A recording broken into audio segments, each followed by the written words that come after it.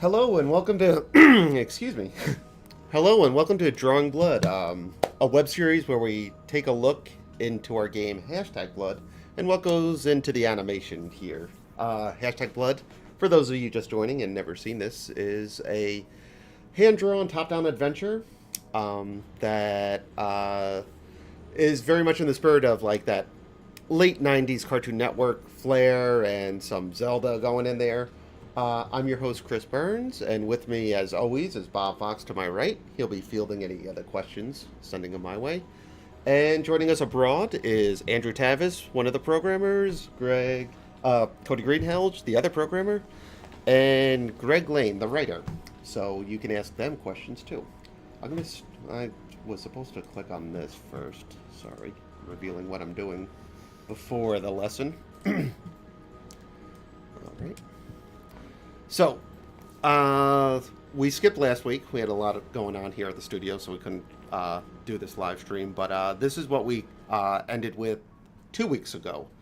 We were doing this, what we call the New England Vampire. And Greg can go into more of the origins of that name. He does all our research and stuff. I never even heard of a New England Vampire. But I think it was just tuberculosis. It was like, yeah, it was sort of a pseudonym for tuberculosis, but I guess it's vaporish and stuff. But we have him kind of in the ground here. You can see the animation on the bottom, like what goes into all that, and the animation on top are the sprites, all the individual sprites. So to beat this guy, you have to use your shovel, which Becky's equipped with eventually in the game. And then do what you do to kill him, which could be either bomb, pencil, or just beat him with the hockey stick, field hockey stick. So I've got the background on here too. It just plays so slow with the background. Cody's a New England vampire. That's our Drew Bitts is one of our programmers, and he's right. He's from New England, and he does have some pale skin. He's a bit of a night owl. We haven't checked up on Cody yet. Nobody's here in the chat. Shocked there'll be some people there, I'm hoping. We're still kind of doing this Twitch and YouTube, so let's see who shows up. Okay, so so 2 weeks ago we did all this stuff. What I didn't show on the stream, but we showed on our Twitter, were these new deaths. So I'm going to kind of go into those. I'm going to just turn off everything to isolate them.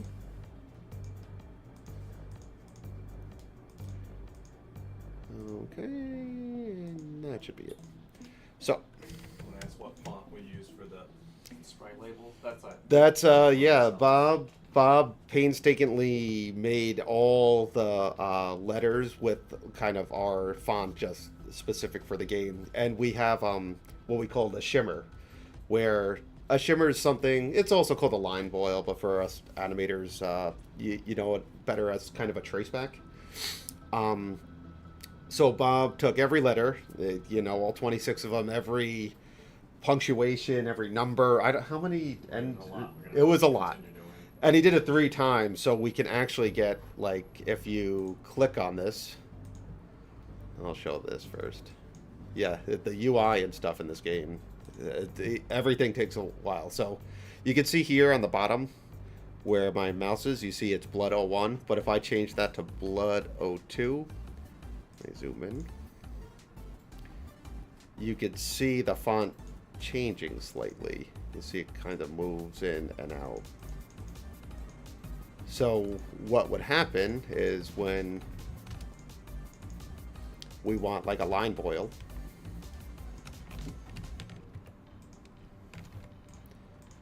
we can do it by just swapping out the symbols here, or swapping out the font.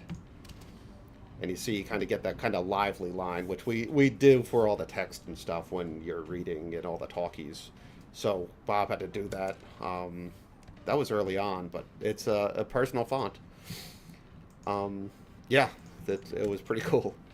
And what's nice about Flash is this is all vector too, but I forget what even program you used.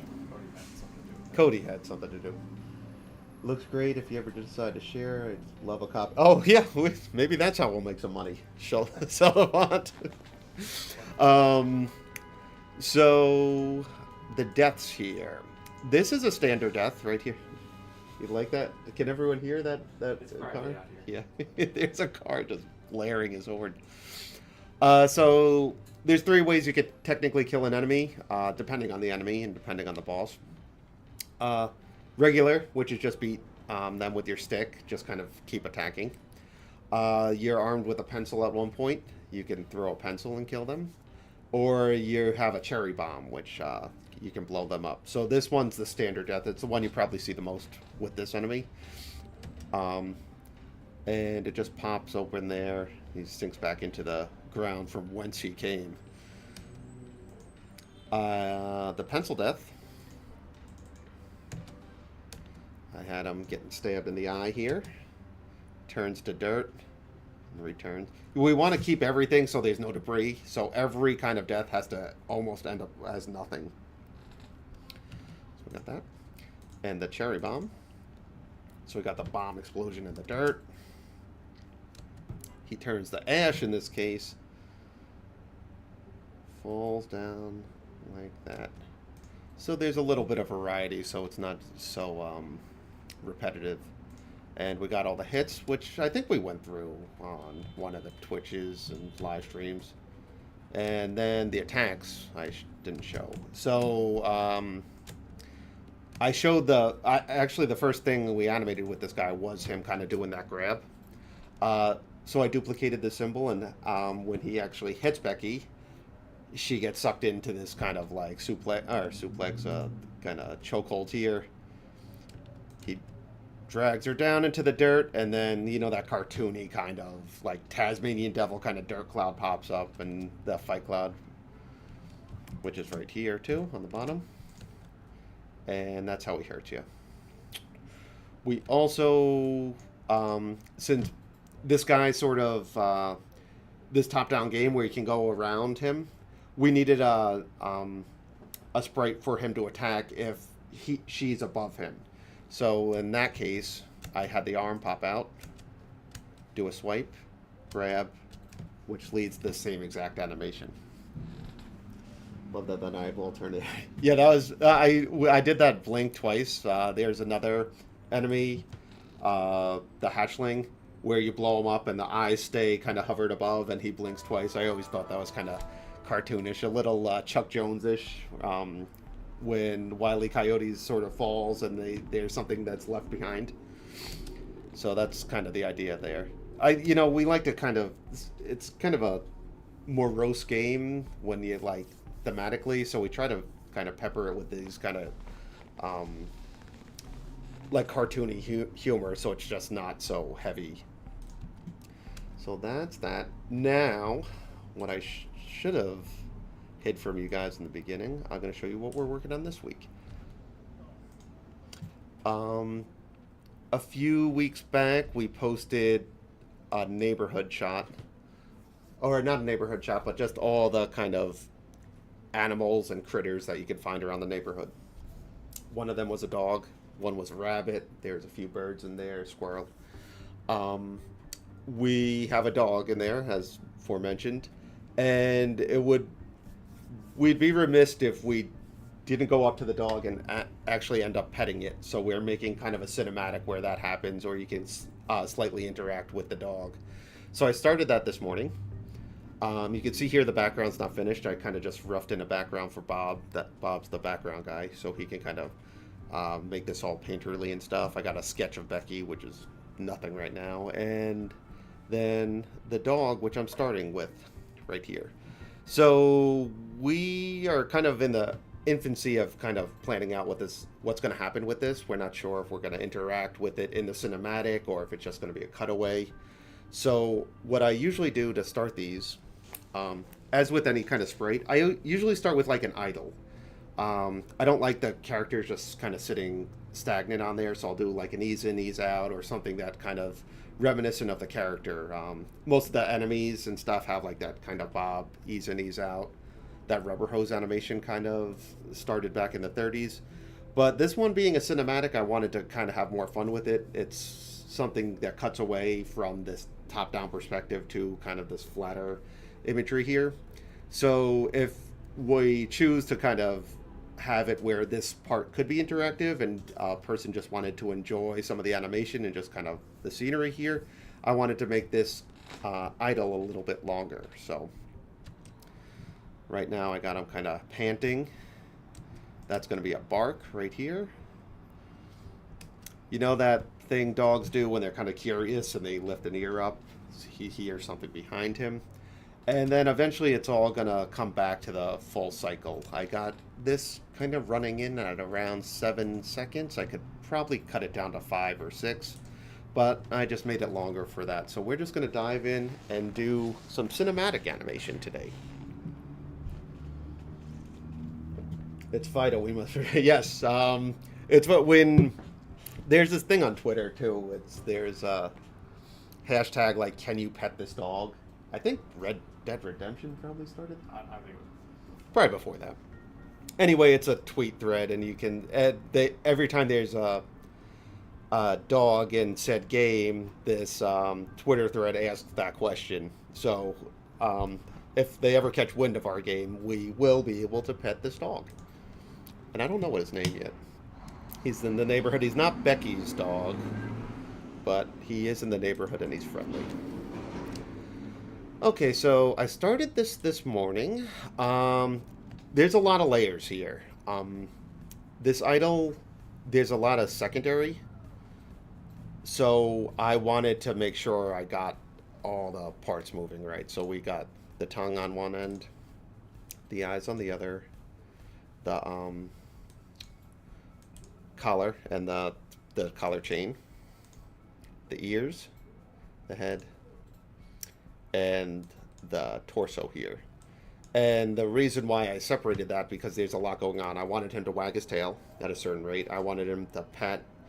I wanted the tongue to kind of move in unison with that, and I wanted secondary on the ear. And the eyes I separated in case I wanted to add a blink. But this dog's sort of goofy, and when you want like a goofy character that's a little slower, say, you kind of don't want to add too many blinks, or if you do, you would do it really slow, like they're kind of just lost in thought.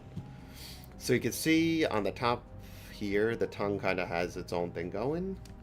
The ear has that secondary, sort of like the hair. And then the tail has that wave animation where, if sort of like a blade of grass, when the wind blows, it starts this way, bends that way, and then goes back. It's never just straight and rigid. So I kind of treated the tail the same way. I then cut back to an antic, bark. This is not fully animated here. This is just laid out. Settle, and then we go into that. And then we're going to have to figure out something to do to get back to here, which we'll do after we kind of keep laying out the rest here. Okay. Does Becky have a boyfriend? That's a Greg question. There is some stuff in the game where it's middle school, not middle school, it's high school, first year of high school and stuff. So that does come sort of into play, like social cliques and all that stuff. But Greg could better explain that.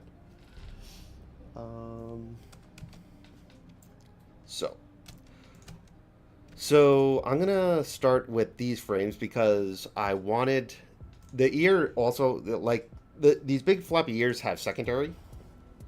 So what I did for this part, the eye separated there because I wanted to add a blink.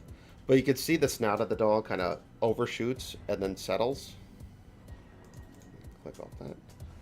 See, the nose is lower here and higher there, but the ear is still following through. So I'm going to pick kind of a frame in here after I establish the timing. It'll probably be the chart there. And I'm going to just make sure the ear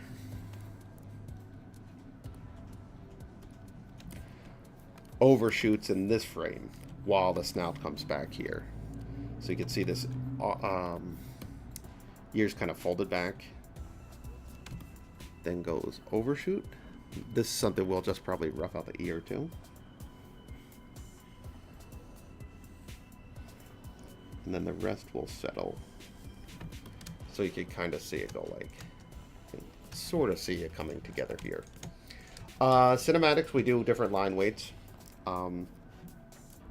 It's kind of on a case-by-case thing. If it was a close-up of Becky, I would do a thicker line weight with a different percentage here. This is sort of a mid-shot, so I'm going to do 450 for the percentage. And it's going to be brush 5. And what's nice about this is if these lines get pretty close, like it's pretty far apart now, these lines, but I could zoom in even more to 900, and then my favorite brush, which is that brush 9, I could use to clean up.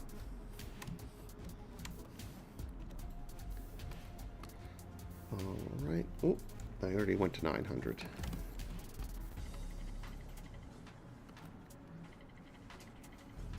So, we're just going to start cleaning this guy up now.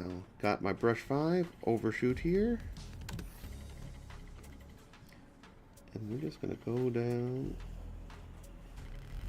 kind of thread that needle here with this guy.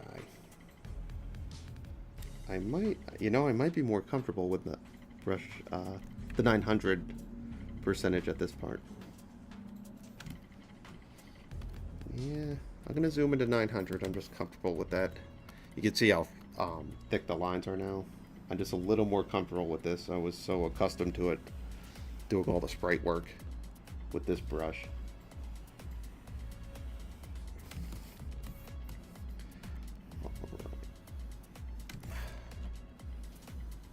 The lines are pretty close now.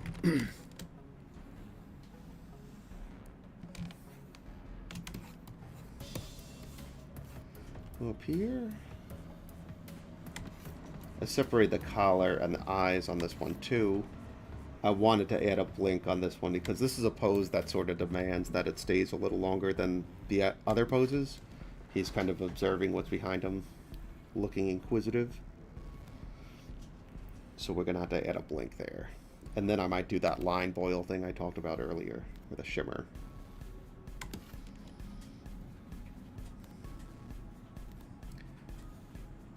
Yeah, this brush is so much easier to clean up.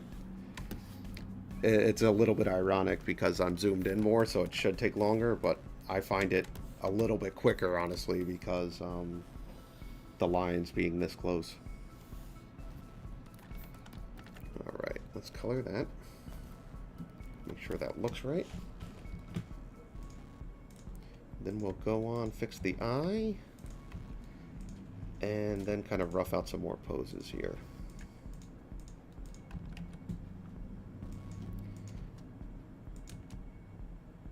So you can see the ear has follow through while the nose goes down. Alright, so then you're going to do the same exact thing with the eye and the collar here.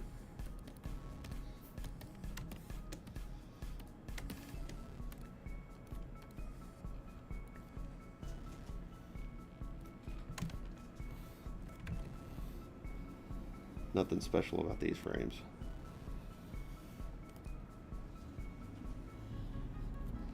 I'm just going to move right over to the eye. Always try to keep everything on the same or a different layer in these cases. And I really do my layering kind of on a case-by-case thing. When I first started animating in Flash, it was a lot of puppeting stuff.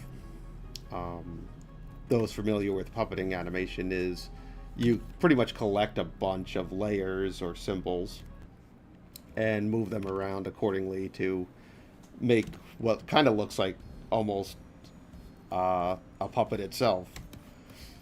So I would set up like a character's face and it would have like 40 layers in it. You know, the pupil would be separated, the ears would be separated, the hair, all these things. And looking back at that was very early in my career. I still had a lot to learn. I thought it would make it quicker, and sometimes it just makes it longer when you get that many layers. Just trying to save like drawing. And I would do all these puppeting things in Flash when I, should have just been Like, I could have just animated a few frames all on one layer, and it would have been so much quicker instead of isolating everything.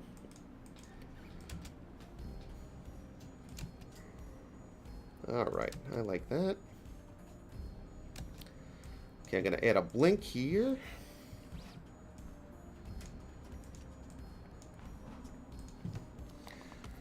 There's two ways I do blinks in the Blood universe.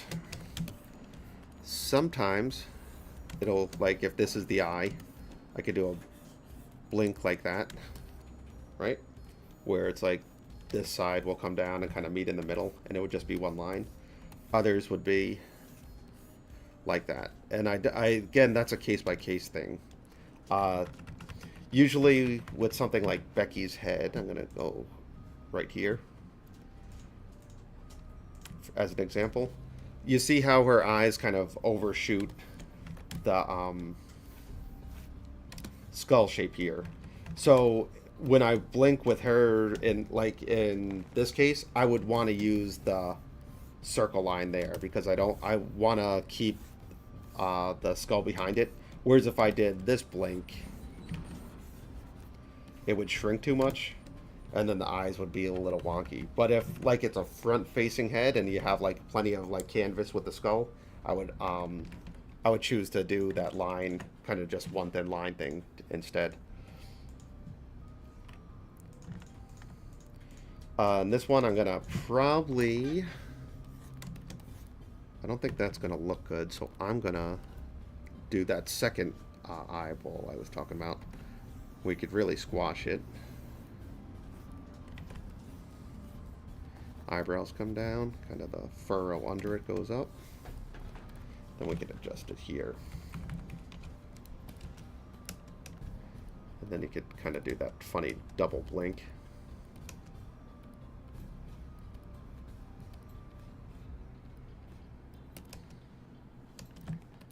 Kind of that time, like blink, blink. You can kind of almost hear the piano playing behind it. And then we're going to have him jump back here, and then we can fully in between this thing. Alright. Let me clean that part up.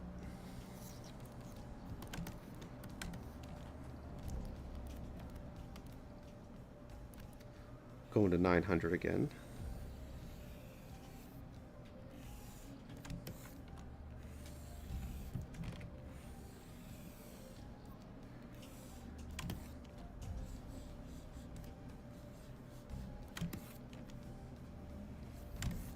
Align furrows.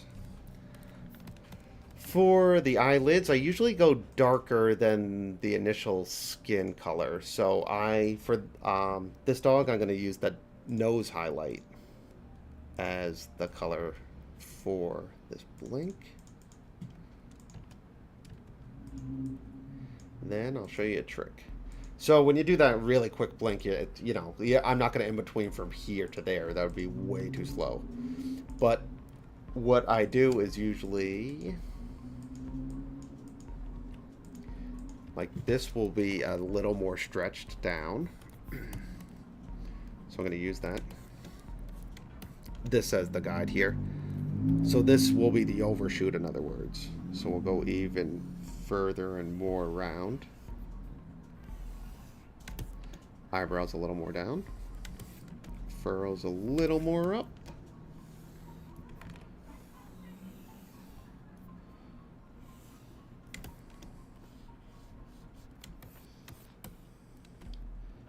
And that.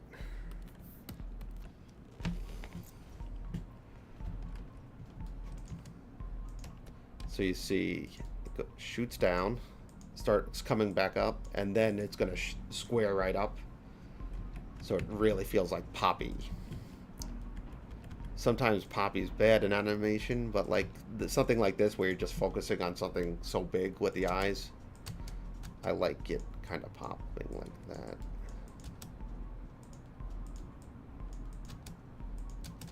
Okay, so we're going to do the same thing here.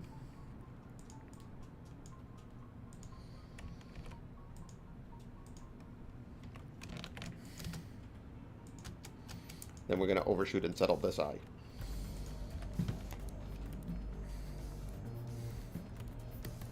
really give it kind of that bounciness we like.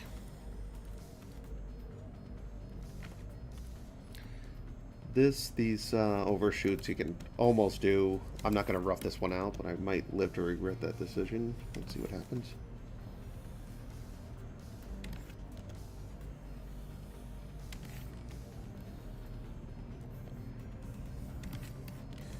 And up.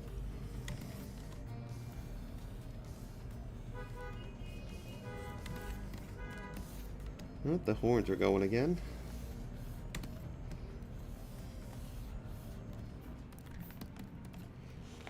Alright, so that works for me.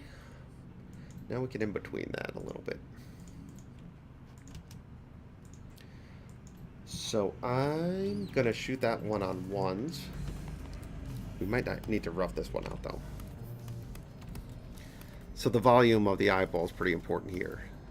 We got like kind of long to wide here. I always favor kind of the extremes here, especially if you want to kind of a quick down. So I will favor the top one here, top eyeball, and I'll start having the eyelids come down.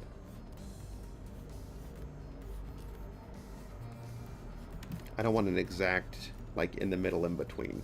You always kind of want to favor a side. That's a pretty nice general rule for animation. It's a lot of favoring on one side. Alright, so I like that.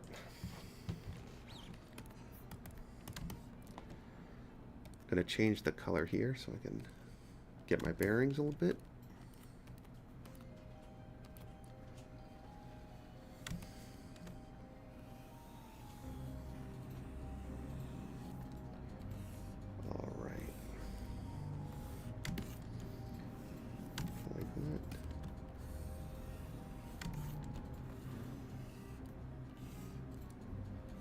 I try to keep the eyelids too, like kind of like since they're both next to the eye, I'll try to keep the eyelids almost as one line for both of them. Like I wouldn't want an eyelid up there while that one's going down unless they're kind of like loopy or out of it. You kind of want to keep the eyes closing at the same rate. So I kind of keep, since these eyes are touching, I'm going to keep them close to one another.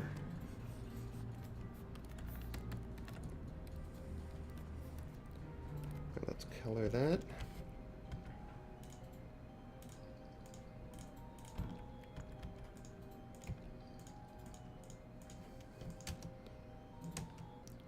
Alright, so this is the overshoot here. I'm just grabbing that overshoot that I did on the extreme eye on all the way to the right. There we go. I'm going to do one in between for this to open. And then we'll settle on that. And that little blink will be over. Now what I'll do on the other two layers is I'll either choose to trace back or maybe I'll move the head up and down a little bit depending on what's going to look best for this. You don't want everything moving all at once sometimes. That can get a little distracting. Especially I want the player to focus on the eyes at this point. So now I'm going to favor the bottom, the closed eye, in other words.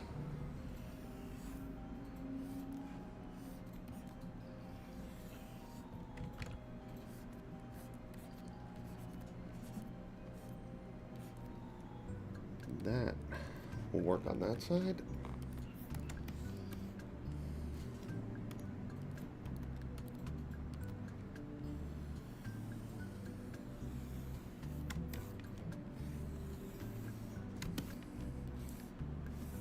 Same line, I did that. Didn't even lift my pen for that one.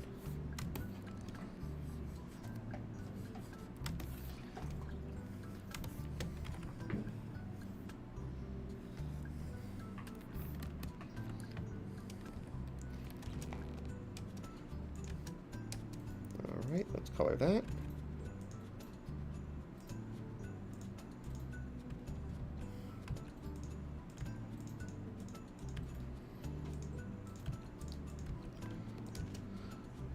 Alright, then we just had to settle on that last one and then decide if we're gonna trace back or not. And I won't bore you. If I decide to do a trace back, I won't bore you with that. It's just literally trying to hit the line as close as I can. There's more interesting animation ahead that we can focus on.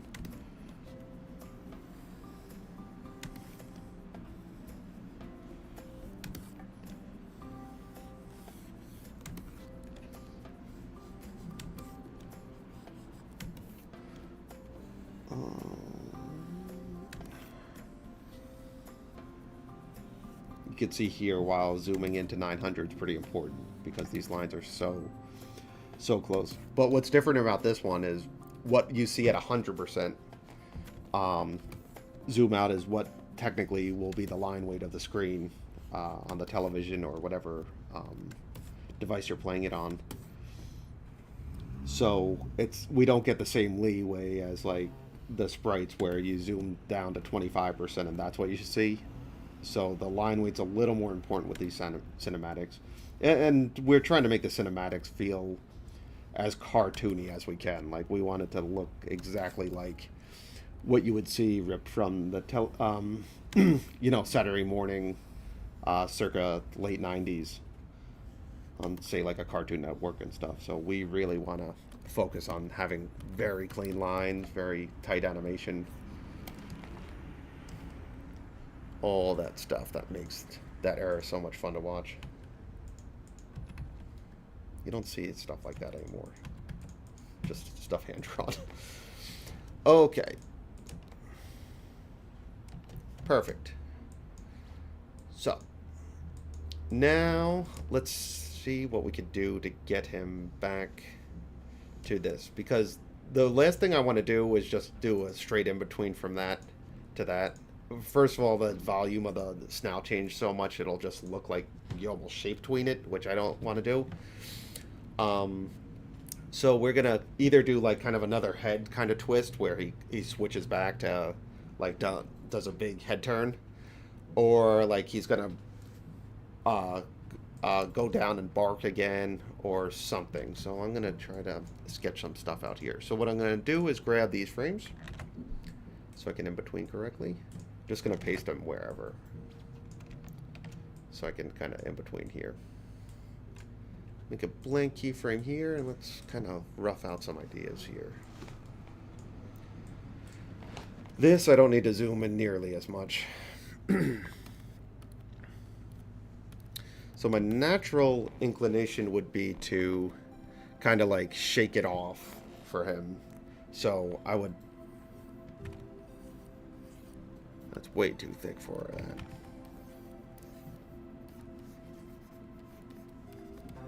So I'd almost have the head facing this way. And with this dog, the silhouette's so important. Like, the front of this dog, the dog's shaped like this. Pretty much. So, facing that way, you get kind of that reverse L shape. But, like, I would never really want the front of him, because it just wouldn't look right. Like, that doesn't necessarily look like a dog to me, this thing in the middle here. So whenever I do like these head shakes, I want to be very mindful of where the snout is. And when I'm turning the head, almost favor a side, then pop to the next.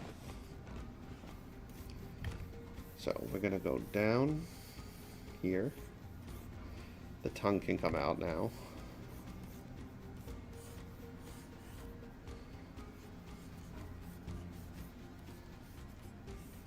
The tail can come down too. Like that. And this is where the secondary stuff comes in important. So his ear's way up here, right? So when he kind of ducks down, you kind of want the ear to float a little bit, right? While this ear can go up. This ear on this side, on the other side of his, that's going to come up because his head's kind of whipping around.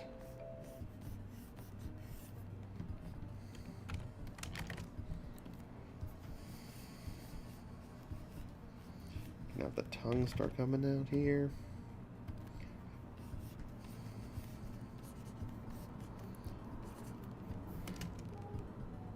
So you can kind of see where I'm going with this. But we could do like a double head shake, which I like doing.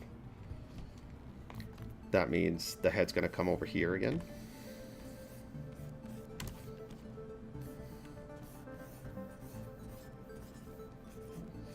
The tongue's going to shoot over there. We're going to have the follow through with the ear. Remember, this one's going up, so it's going to come back up. Like, it's still going in that direction, even though his head's going in the opposite direction. So you want to follow through that. Now his butt can come up here, like that.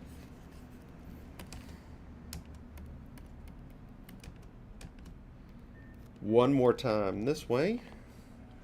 Not as extreme as this one. Almost more down.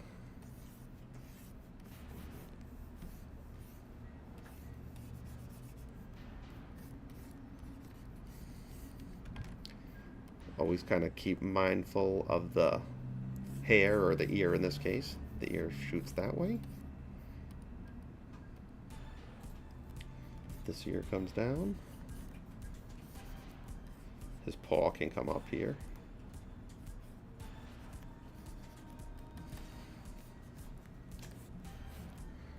Like that. And then we'll have an overshoot for the last pose. Now I want to, since this is like a scene specific thing, I got the dog bowl here, I want to make sure none of that hits that, because that comes into play.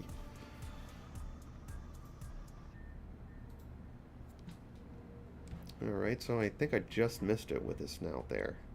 Perfect. Alright, just making sure I like what I see here. Yep.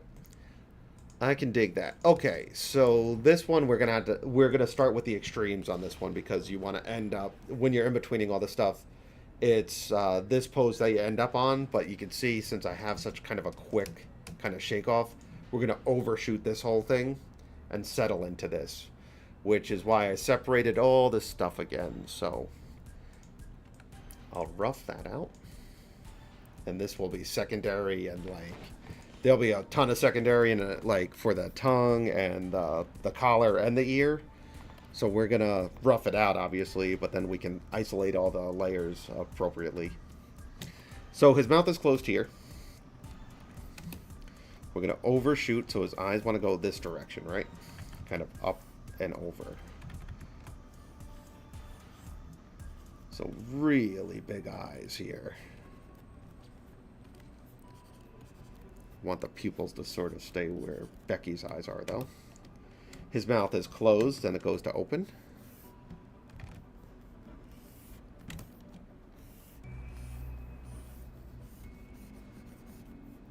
Nose up.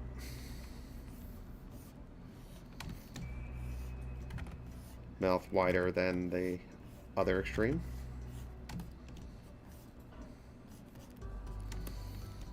And I'm just going to worry about the dog's torso right now. We could do the ears last. So his butt starts up here. It goes back down here, so his butt's lower on this side right now. So when you overshoot, it's going to come back up this way. And we can have his legs up here even. Not a good drawing.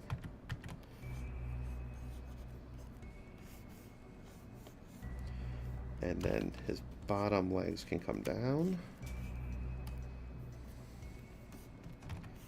Collar up, like that. And the ears are following through here, but they will eventually probably go up and down. But let's just make sure the rough works first, and then we can worry about cleaning that up. And then I would end with this frame, and it would cycle. So I'm just going to play through the cycle here first, make sure I'm happy with that. Control. Oh, it's on loop playback. Let's take a look.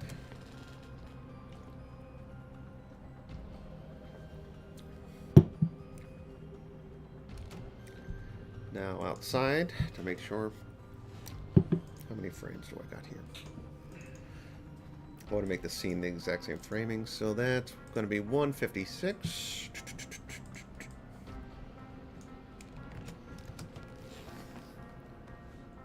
I animate the shadow layers too. Yeah, we can add some slobber to him too, like when he's kind of shaking his head. Yeah. Alright, I'm somewhat satisfied with that, so I'm going to start cleaning up. And remember, I'm going to do the extreme first here. And what I'm going to do is turn off the tongue. The eyes are going to keep. The collar I'm going to turn off. And the ears, so I kind of just want that. That looks creepy, but... and I can do all that on one layer because these things are going to move in unison. They're not like the floppy ears or the floppy tongue or the collar that comes up. So this can all be in between thusly. I can clean this one up actually at 450 since it's such an extreme. So I'm going to go to brush 5.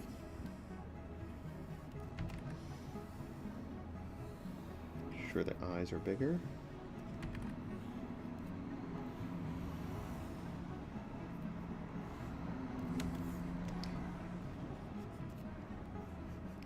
And when I clean up Becky, I'm going to just make sure the pupils line up. That's a surefire way to kind of make the audience feel like it's all part of the same scene. You'll see, like... you'll see shows like... I'm going to just use the example of, like, say, a Family Guy or Simpsons, right? And they do what sitcoms do, like when they sit around a breakfast table or a dinner table, they'll all be facing the same kind of direction. There'll be no one's back to you, in other words. So you walk into a scene like that in real life, it's a little awkward, but in cartoons and kind of sitcoms in general, that works. So you'll always kind of notice everyone facing the same direction with their torso facing the camera, essentially. Now, what would be weird is if their eyes were kind of not engaged with each other. So it's really, the eyes are sort of the focal point of all that kind of talking head animation, like something like The Simpsons or Family Guy, or kind of any serialized kind of show where it's a lot of assets, or not a lot of assets, a lot of like model heavy animation where they have like, well, The Simpsons is not a great example, but like something like Archer or one of those where you can tell it's a lot of the same parts being used from scene to scene. Okay. So we got that. I'm going to keep my rough because I need that for the ears and all that stuff. But I can color this.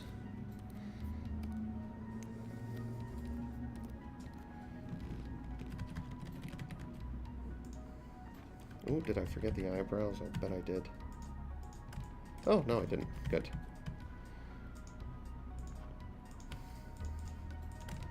Alright. That line in his neck is not... That's going to be covered by the collar, obviously. That's not the design.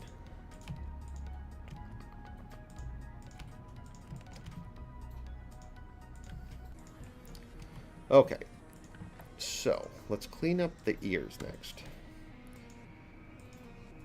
So I just want to make sure my rough animation is kind of has the right idea with the ears. So the ears are coming down this way. It's coming that way. Follow through. Now the head goes back, but this ear should be kind of coming that way. So when it shoots back up, we should have the ear almost coming up from this direction. So I'm going to rough out that ear.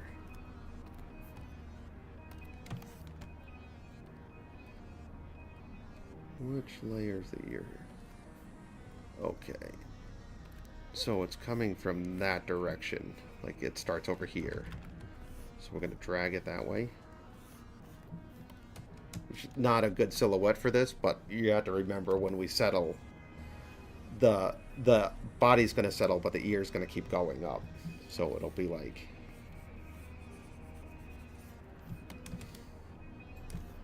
and then kind of finally fall down to that part. So I'm going to keep that there. I'm going to rough that, clean that one up.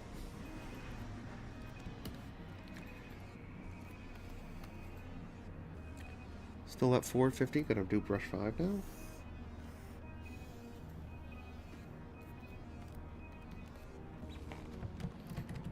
That's the ear. Color that in.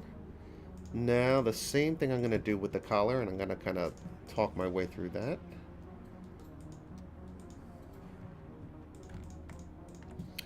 Okay, so the collar starts here, goes down that way, so it's going to push forward there. Now it lunges forward this way, so it's kind of doing this semicircle here. Goes back up. So the collar actually, I did a pretty decent job with that sketch there, where the collar is going to go up. It could still remain going up on the next frame, but that's in the right direction, actually.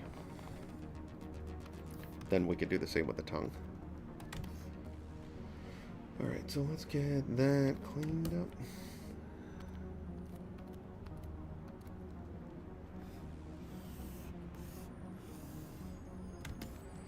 Gonna have the char or whatever, the metal part of it lower, because that'll shoot up. That'll have secondary of its own.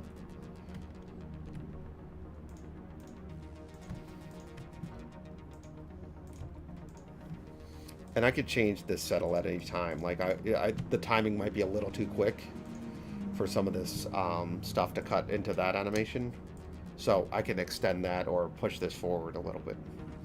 All right, so now the tongue. Do I have the tongue even here? Okay, so I'm gonna erase this. I don't need that anymore.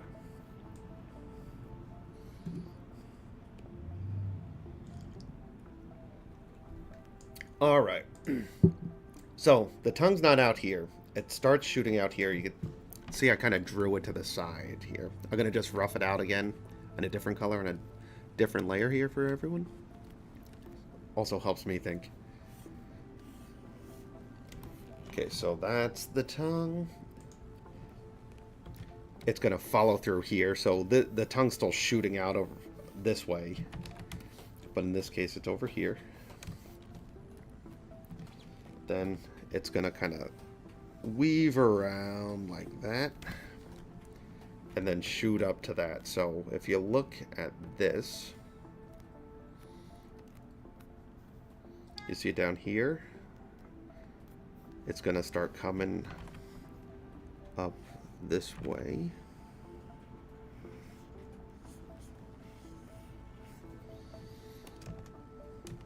And you could already tell what I'm probably going to say, when it's going to overshoot and go, you know, go up like that and do all that in the following frames. But for this frame, it's going to go like that. Now, I'll probably animate the settle first, just so I can gauge my timing on how fast I want, or how slow I want this settle to be. The ear should be in front, so I'm going to have to match cut that.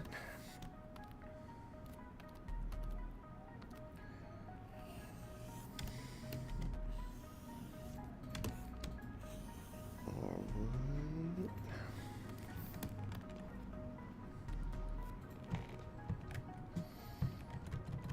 This is new for Blood for me. I didn't do anything on 4 legs really yet, right? No, we haven't. We haven't done a lot of... We were so busy doing enemies and NPCs that we didn't do a lot of animals. The goat head. The goat, yes. The goat, there's some goat stuff in there. And rats, yeah. That was 5 years ago. the rat, yeah. Okay, so I'm happy with that. Let me see all this. I'm going to erase all this tongue. I'll keep that. It's not too distracting. Okay, so I'm happy with all that stuff. Now I'm going to go back to just doing the torso. And I'm going to just kind of rough out the timing here. I always settle on 2s or 3s, but when you do a settle, I like to kind of pop it into it. So at least the first frame will be on 1s. But I don't want that to be the exact halfway point. It just feels too poppy in that case. So this will be the timing. This first frame being the last frame being the first frame. So I'll eventually erase that. So I'm going to start with this frame right here. And let's rough that out because I'm just not confident enough with this character to not rough that one out.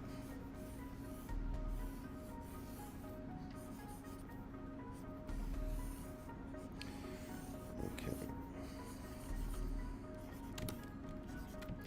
I haven't done any friendly four-legged things, I guess, is what I should say.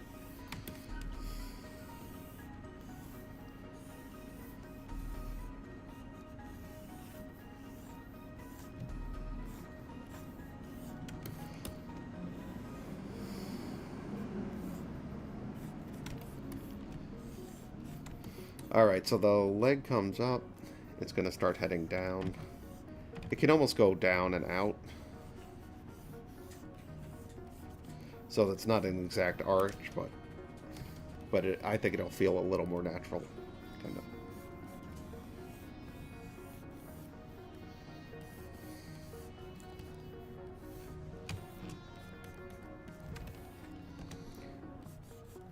Then I add a line to I'm going to add a line to his eye here, or to the side of the eye.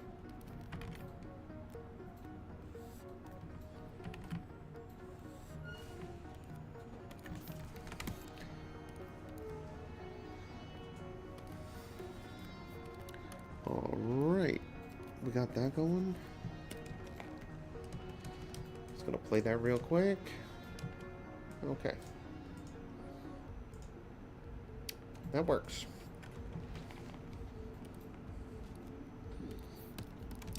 Go back to 900 again. You get used to zooming in this much when you've done this for a bit, though. It was one of the harder things I had to overcome when switching to digital was the zoom levels, because I could never match the line quality of like when I used to draw on paper for animation. You know, 20 some odd years in, I'm quite comfortable with it, but when I first went, well, first it wasn't even a draw-on screen. We had the old Wacom's where you had to draw it on by like kind of the mouse pad. Did you ever work on those, Bob? Yeah. Those were, God, that was hard. It wasn't much easier. What did you work on for that? What? School, I feel There was like. schooling it. And, yeah. Was there any professional projects you worked on with it? I don't think I did. No, because I did After Effects for a while after too. Yeah. So there was just the mouse for that. I didn't need a Wacom. I had one in our Brooklyn apartment when I was first learning Flash. I knew it still was sort of magical though, like when the thought of working on paper or that. I was just never good at it. Times have changed.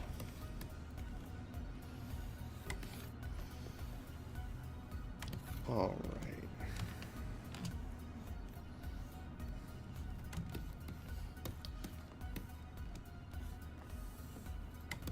I remember when I first, I mean, we had that thing for a while, I guess, but when I was first playing with it in Flash, it was in our Brooklyn apartment with Cody.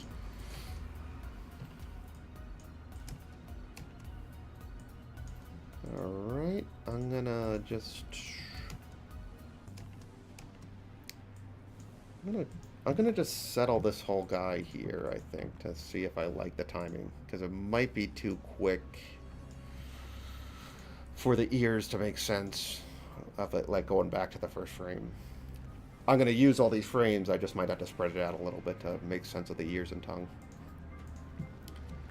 Oh boy, okay, let me rough this one out too.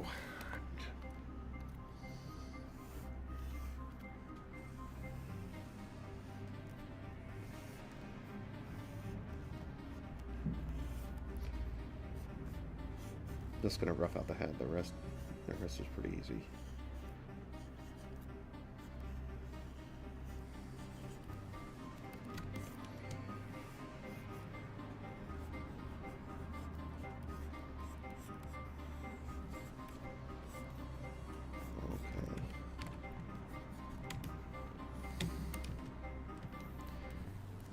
Gonna change the color of that. Throw that on a different layer.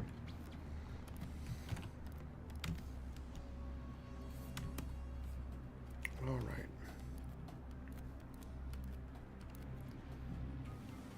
Cody has like all our old projects, like on a hard drive too. I would never open them. I think we all went to School of Visual Arts around the same years, early 2000s. And Cody and I actually, Cody was an interactive major, so his thesis was pretty much having to make a video game. And Cody and I met, I forget if it was freshman year. I think it was freshman year. But we decided kind of early on that we'd work on each other's projects. Me being more art focused and Cody being more tech savvy.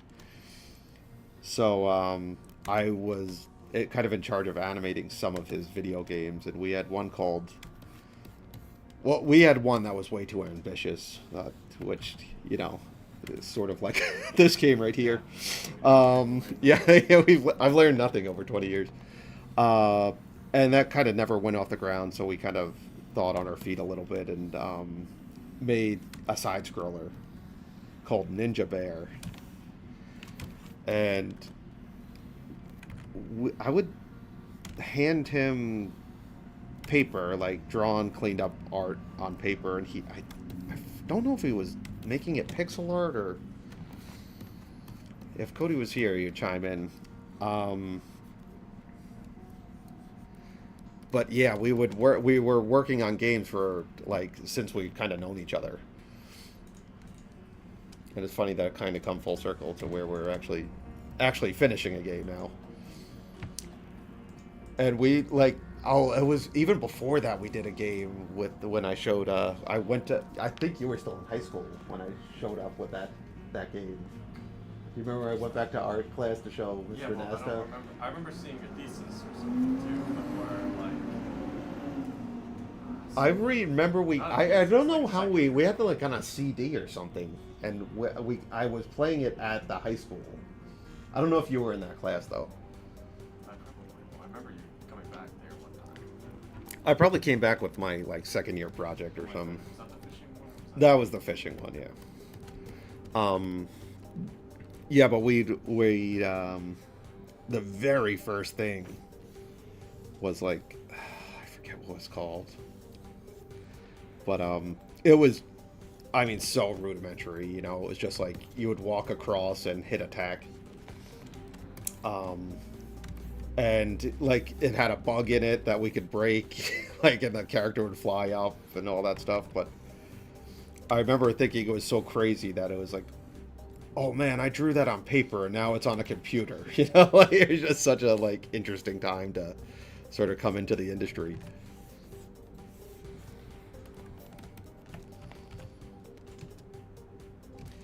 Yeah, I have a feeling we're gonna have to slow this down, but what we can do is just adjust that timing when we clean up the last two of these drawings, and then I can spread out these frames. But I want to get to the secondary stuff because that's really where the rubber hits the road in terms of if it's going to look natural.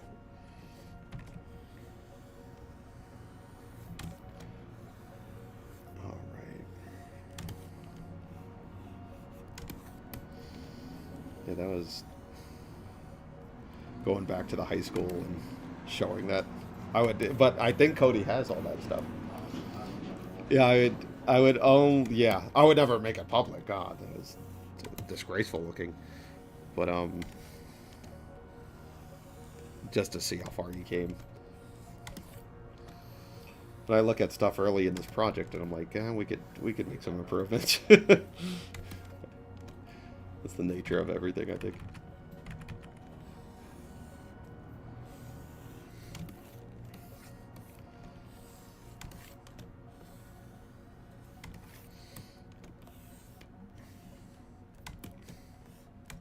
Leg coming down there.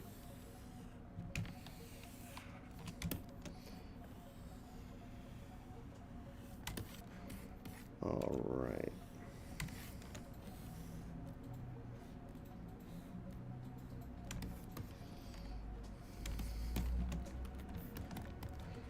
Clean that up. All right, one more frame. Yeah, we'll see with the secondary, but I get the suspicion that we might have to extend that. Yeah, sometimes when you lead into other animation, you could get away with it, but what I could possibly do is follow the secondary into the first frames, but then the cinematic would start off weird. So I'd much rather kind of fix it here at the last frames.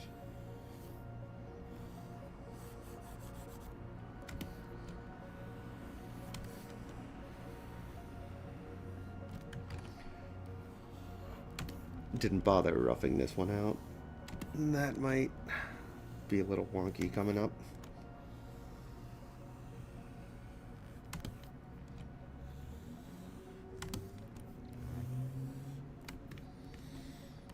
Yeah. Let's get that nose a little closer.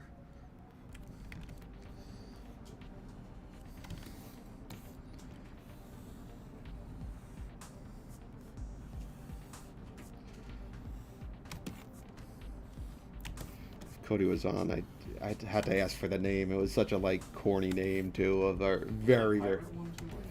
It's something like that. Or was that the bad guys in the Ninja Bear one? Ninja Bear was there was a pirate bear. Okay. Yeah. Oh. Do you remember that? No, the other one. The other one's like with I just had a flash. It was like a sort of like a primate with a axe. Axe 'em, smash 'em. Yep. Axe 'em, smash 'em. That's what we go. Oh, we thought it was so funny. Do you remember seeing that at the high school though? I don't. I must have. I do remember seeing maybe designs for it at least too. I don't know. Oh god, the designs. Woof. It was so bad.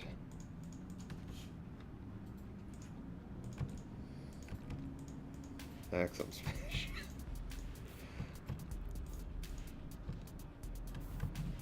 And Ninja Bear. that wasn't much better. What's it about? Alright, let's do the secondary here. Yeah, it might work. I'm not convinced though.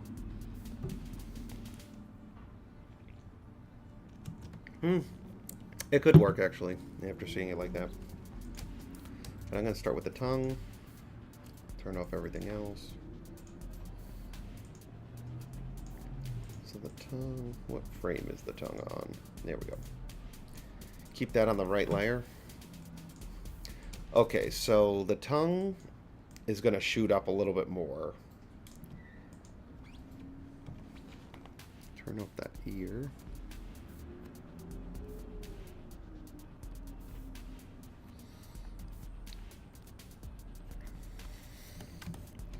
So the tongue will shoot up a little bit more, like coming up here. You want to kind of follow the arc of like the extreme side of the tongue.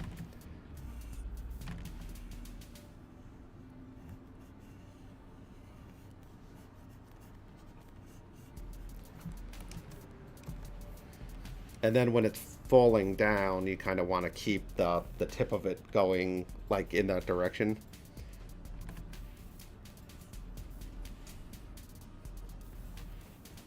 You know, you don't want to just in between it straight up like that. It's like this very loose sort of appendage, so it's what like makes it feel like a dog tongue.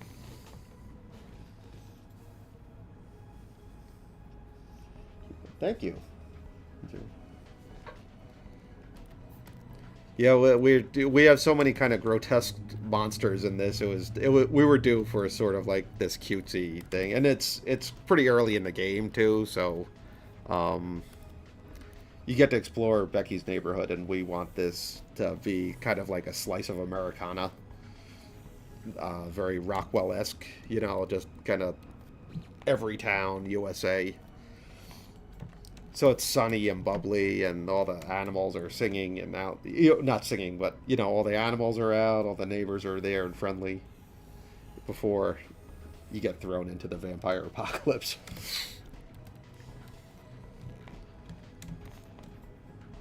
This could work. The real test will be the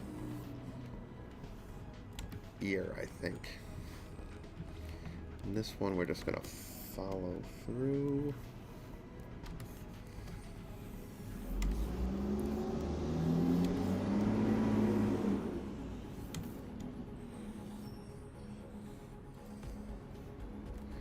So let's see if that works.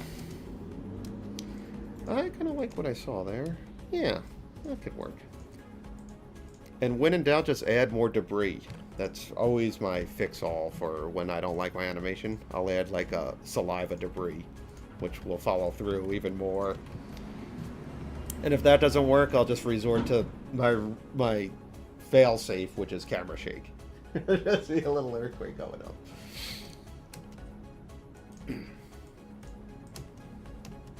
Those are animators' good friends right there. Camera shake, debris, or quick cuts.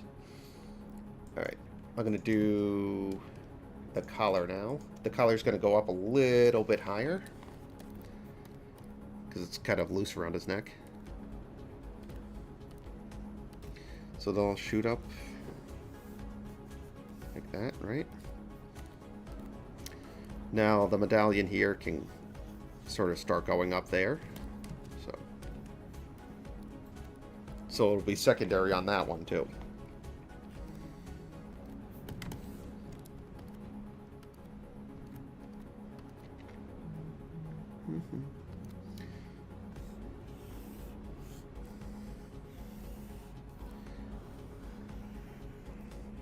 So the medallion's kind of like, if pretend the medallion sort of has like it's attached there. Now this sort of design, we separated it, just that's a design choice, but it's really like attached to the bottom of the collar here. So we have to kind of make sure the fulcrum point is right here and right there. So this starts bending that way.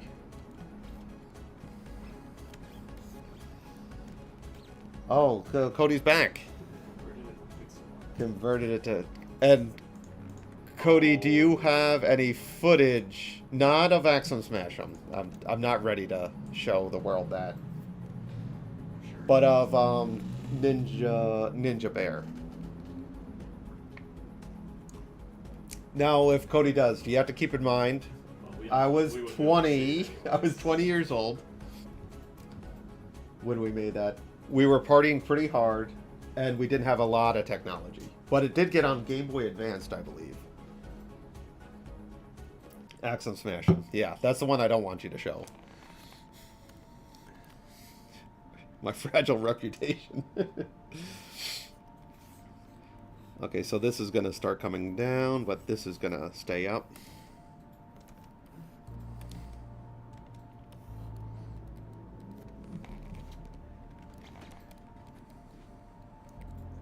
I know there's the... I've seen the Game Boy Advance stuff. What, for... what it was to get it on the Game Boy Advanced... Yeah, I had nothing to do with that, by the way. That was all Cody. But, I was pretty impressed that we had a game kind of playable. One level. 2 enemies. I think it was an eagle. And maybe a crab or something.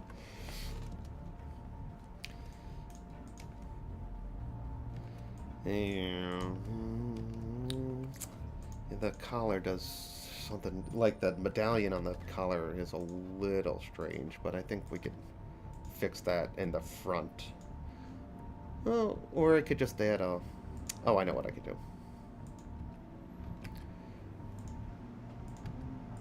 I'm gonna do the ear first, and I'll show you what I'll do to kind of, because I don't want the front to be. I don't want to mess up the front of the animation. That's like the start of everything. So I don't want the collar to pop right when you turn on the cinematic. So I have some stuff I could do to fix that. Yeah, in hindsight, it doesn't even look like anything. Axe 'em smash. Yeah, I remember I showed that, and everyone in the high school was just like, "You guys made this," and I just thought it was so cool. It is pretty cool.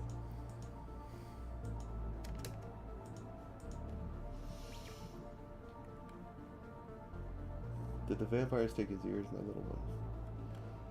I don't know. His ears were turned off on that layer. There's no vampires when you first see the dog.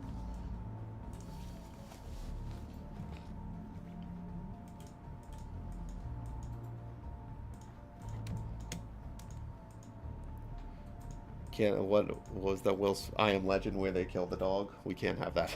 That was the only touching part of that movie, I thought.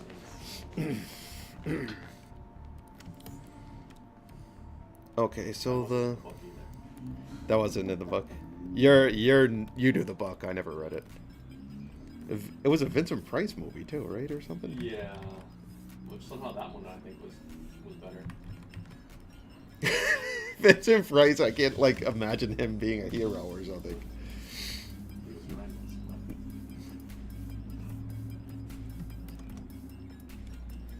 All right, so the ear's gonna go up a little bit here,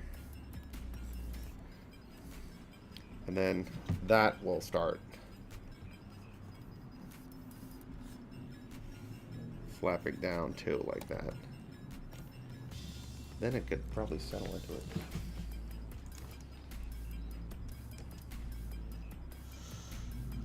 All right, let me clean up that ear. Oh, Cody, I hope you find Ninja Bear. Did he post it somewhere? Is there there has to be a YouTube link, I would think.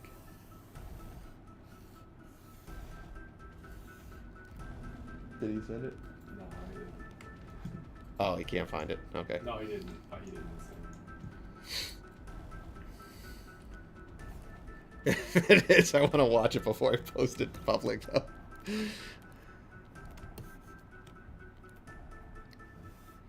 Yeah, our first idea was so, like, we were like, we'll just make a role-playing game, like, in lieu of, like, Final Fantasy. We had 4 months to do it. Like, just 2 guys could do that. I kind of like the idea, though. It was, like, this thing about, like, liquid that was alive and stuff. It was, like, I like the idea of living water, sort of, like the abyss, almost.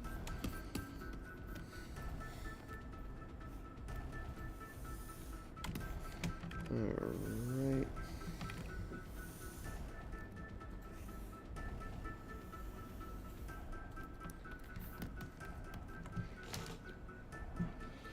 Oh, yeah, I think I'm gonna have to grab some frames from the beginning and just put it at the end to get these appendages right. I like the animation of it, but I don't like that it's sort of like there has to be like another set of follow through. So I'll show you what I'm gonna do. But let me just get the ear finished for the settle, and then I'll show you what we can do.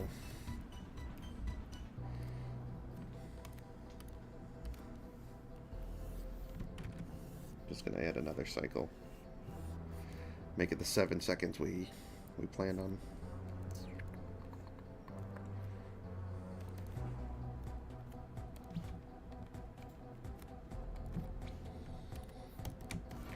All right. Get that over here.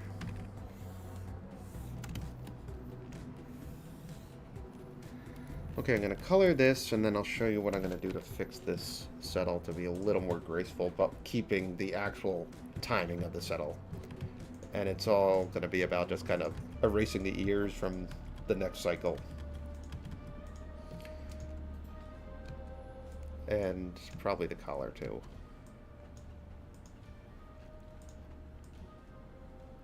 Okay, So these are the first frames. I'm just going to grab one of the cycles here, which is... 25,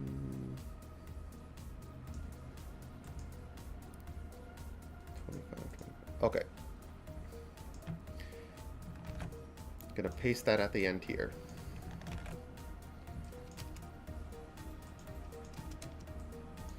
Okay, so the collar I'm not in love with because it should really kind of float a little bit higher and then pop down. So I'm gonna take this, erase these frames, and we can settle into that.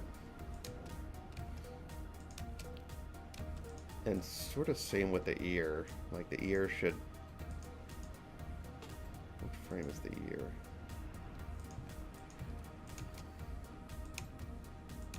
The tongue's fine. Okay, so... we have this color kind of starting up here, going down here. It should really settle into these frames over here. And this is the... This is sort of the lowest point here. So I'm going to erase those frames too. So it starts falling down, right? You kind of time it.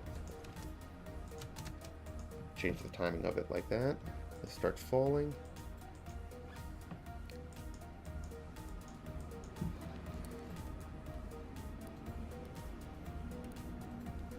Pops a little down here.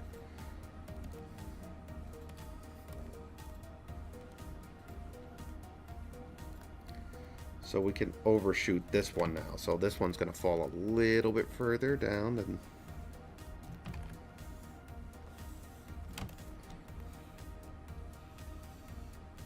now remember the medallion is still going to be falling down that way. Then we're going to settle back up to this.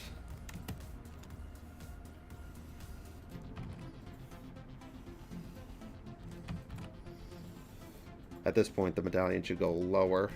I call it a medallion, but what are the dog tag or whatever? It's not a medallion.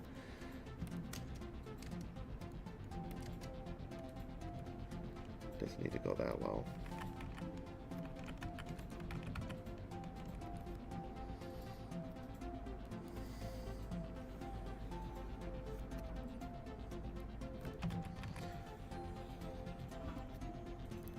Pop back up like that.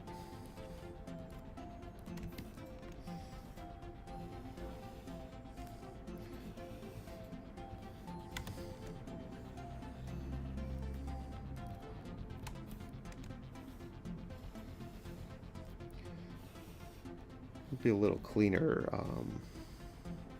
of a settle this way.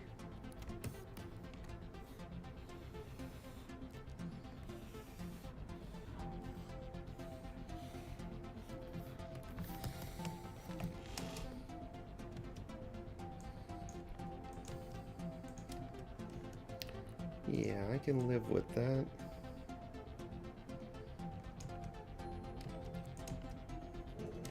Yeah, I like that. It's kind of cute. Okay. Color that. Then I'm going to kind of do the same treatment with the ear. Because I did like the timing of like the overshoot for the bar, or the, not the bark, but the other kind of extreme. And making that a settle too far would have been weird. So that a lot of those, like these heavily layered animations, you're just going to have to go in and kind of tweak like that. It's just sort of par for the course. The ninja bear itself's on the internet somewhere. Well, you be the gatekeeper of that, Cody, because...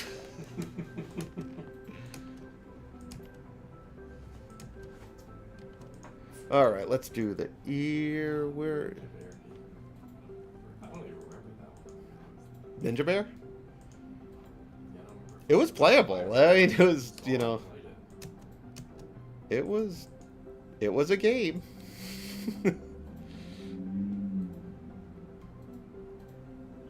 Okay, let's overshoot the ear.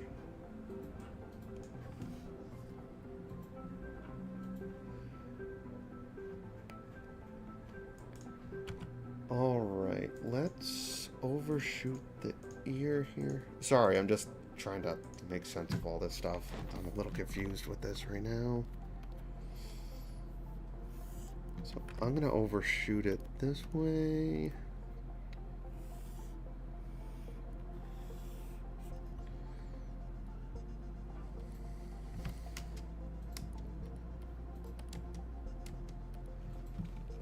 Yeah, I think this will be the overshoot, and then we might have to erase more frames going that way. I highly recommend not doing this, but this is sort of how we had to make it under 7 seconds. Did this version of Flash have hotkeys? Yes, there's, well, like, the hotkeys in terms of, like, F6 like and I is F7. And like the K is for being. Yeah, if you, like, hit M, it's the magnifying glass and all that stuff. Yeah, I mean, it was an, I don't know about the version before it. I never used, I think it was called Flash 6. This was the first version I ever used, so there were hotkeys, but I didn't, you know, with the exception of F6, F7, and F8, I really don't use it to its full potential.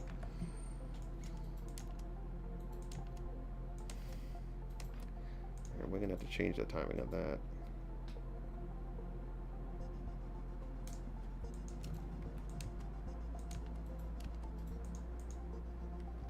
Yeah, I'm gonna have to erase those two. Let's see if that works.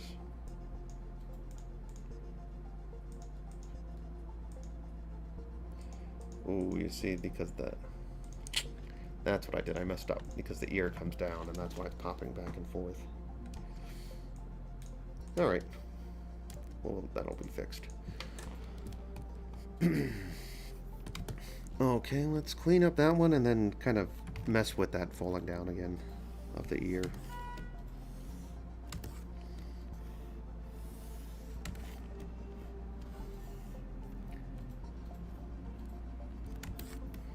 All right.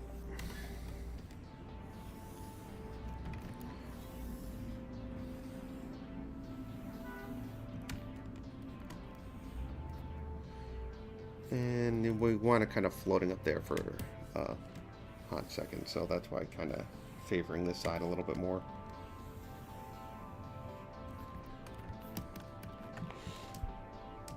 There we go.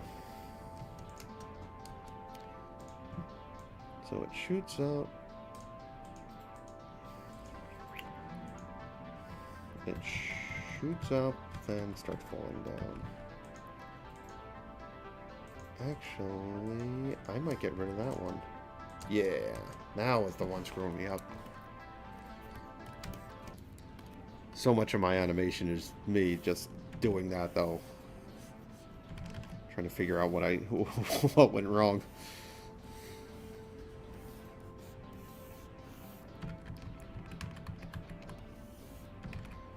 Overshoots.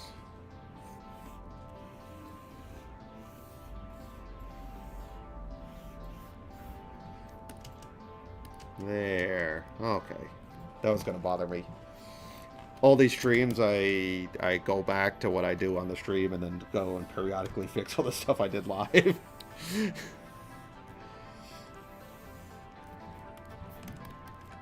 That's all animation is trial and error. Alright. Let's move on from this. God, the settle took forever.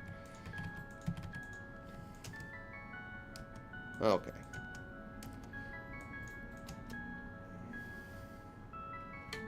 Gonna just sit back and watch that one more time. Yeah, that's okay. And just okay. A solid C+, I'd say.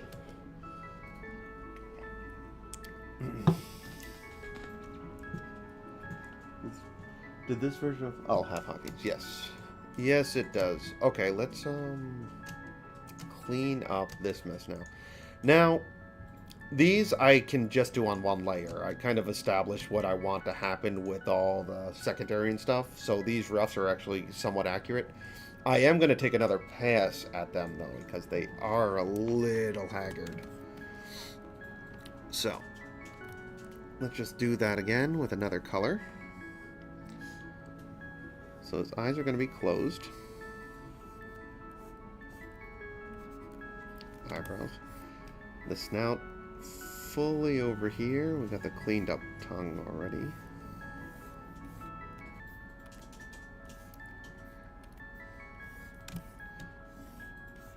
Ears coming down. This ear's going up.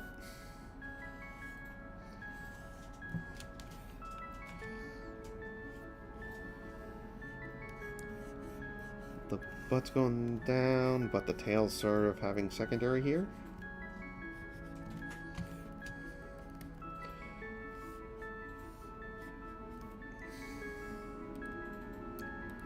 Pushing out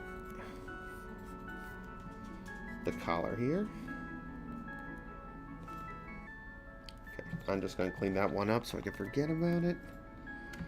Now I can do this at 450, I'm thinking right now.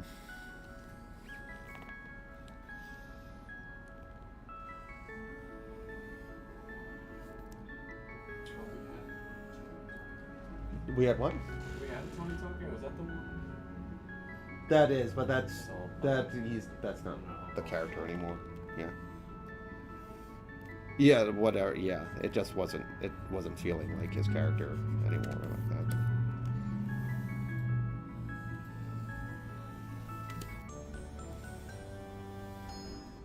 It's one of the first things we did.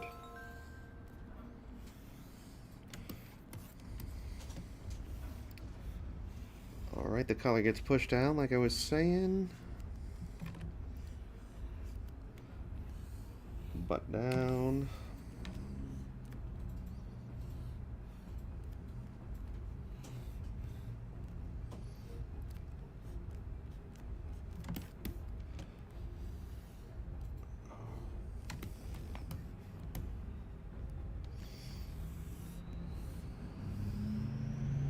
Ear up. Okay. Oh, forgot about this ear.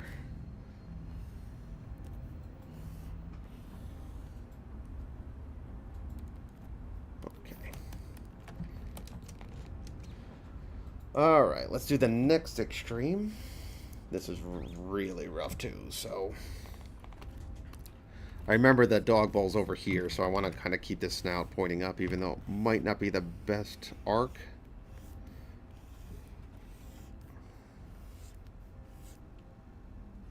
Eyes still closed. Eyebrows still down.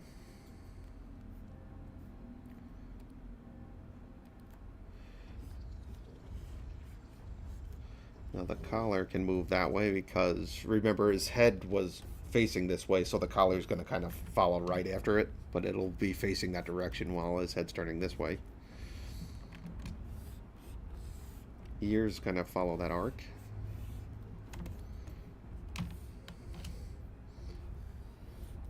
Butt up this time.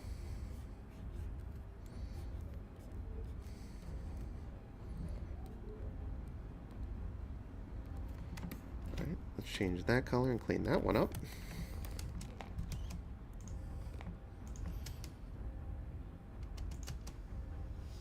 Looks like the dog from Two Stupid Dogs. It kind of does, yeah, the color of that. That was just pure accident too. We have a certain aesthetic for sure. It's very indicative of that era of cartoons,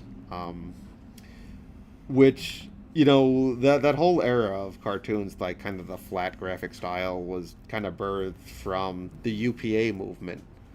I was reading up on the UPA movement, just like what kind of led to it, because that way before my time in the 50s. And anyone that doesn't know, UPA's like, they were kind of these really simple graphic cartoons in the 50s. I always, ever since being an animator, was drawn to like that clean, simple design, really simple backgrounds, limited color palette. I just always thought it was really cool, like how they made that. What's a good UPA cartoon to kind of get people, like, what was it called? General McBoing Boing or something? Oh, Gerald McBoing. Gerald McBoing Boing. If you look up that on YouTube, that's sort of the quintessential sort of UPA style cartoon. And like, to a certain degree, Hanna-Barbera stuff, Yogi Bear, can be considered like under the UPA banner, Jetsons, all that kind of stuff, where it's a simple flat design, a lot of reuse, all that stuff. But anyway, um, that was birthed from ex Disney animators when they went on strike. Since that's sort of in the news all the time now. They went on strike with Disney, and they kind of formed their own kind of style. And it was birthed because they were doing stuff on a budget, but it was just really nicely done because they were classically trained animators from the Disney like camp. So they just knew design, and they were like, "How can we make this simple, on a budget, but kind of make it still look cool?" And they really did it. So anyway, like Hanna-Barbera and the Cartoon Network era of the time, like the late 90s, definitely took inspiration from all those. If you look at anything like Dexter's Lab, which, one of our favorite cartoons here, you can kind of see where the UPA style was sort of paid homage to in cartoons like that. And we continue to pay homage to that and the forefathers of animation, and we're big Gendy fans here. But any era from that Cartoon Network style, we just love and love to look. And it was something we when late 90s, we were in art school doing that kind of stuff, so had a lot of inspiration with it. But yeah, Two Stupid Dogs, Ren and Stimpy. Yep, that log, or yes, that log commercial. Good pull from that. That was like, it was a cartoon within a cartoon at that point, but everyone loves a log. But yeah, we don't like model sheets. We kind of just like really simple, clean lines. What looks good in the frame rather than what looks good from just a character perspective. So model sheets we don't necessarily use. We just try to make the character look good on the screen. And if that means his eyes or her eyes get bigger or smaller or more cartoony, it's just what's telling the best story, what makes it feel good on the screen, and what can like an audience enjoy just from kind of an artistic perspective.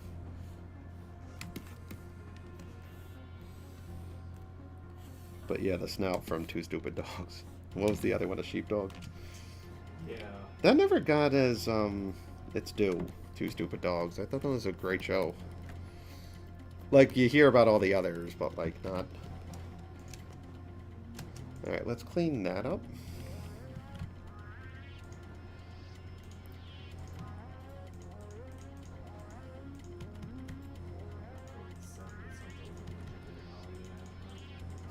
Let me see. Oh, you can't get that. That's oh god. Oh my god. You could send me the JPEG, and I could put it on my screen. Oh, all right. Well, why not? Where are you? I'll put it on the server, like in the. Just put it on like promotional, or just make a folder that do not use. I'll just put it in Flash. Okay. Yeah. We're gonna show you Cody and Cody's thesis, but I helped design, called Ninja Bear. Didn't we do cutaways in that too, Cody? We couldn't show a cutaway? We're gonna show this. We've come far away. Let's just put it that way. Oh god, the floating head.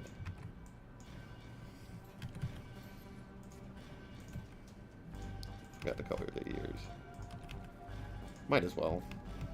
We all start somewhere.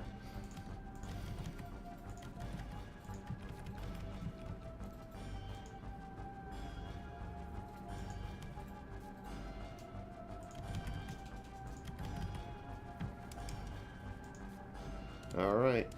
You send it. Okay. I saved it in promotional. All right. Let me. It's in a flash file? Yep. Okay. Just open it through Flash. Okay, so this. What's it called? Promotional? Is it just called Ninja Bear? Yeah, scroll all the way down. It's just called Ninja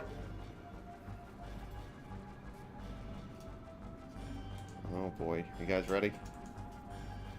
There it is. Woof. So anyway, this was pixel art. This is what I call the background.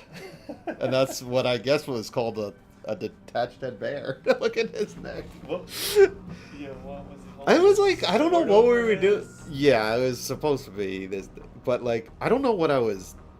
Like, I roughed out a drawing with his head not on a neck, and we are just like, perfect. Like, it was just like go to the presses. The birds aren't bad, but this was Cody and my second attempt at making a video game. It's just Cody and myself. Now, this was not I don't know how he did the pixel art, but I roughed out something on paper. I think I might have even cleaned it up with ink, maybe not. And then Cody did what he did to get this in the game. But this was a full level. You can't say it wasn't a game because it was on Game Boy Advanced. And knife bear, no saving.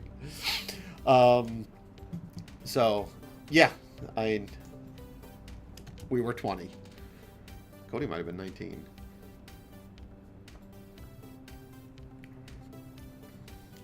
But it was one of my first like things that I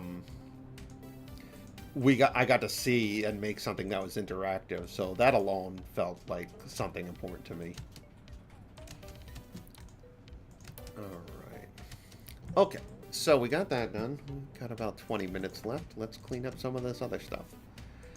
All right. So I'm gonna go start from where the animation stops and go right from the layout here.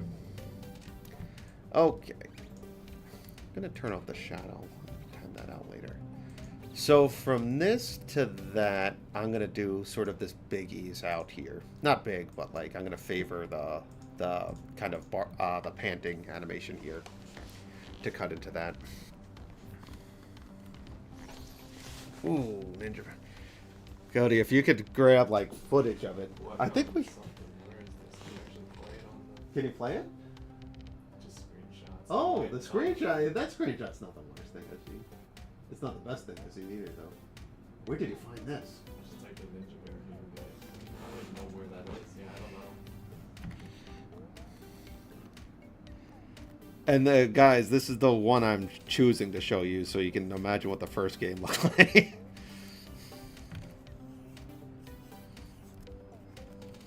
That bear's neck.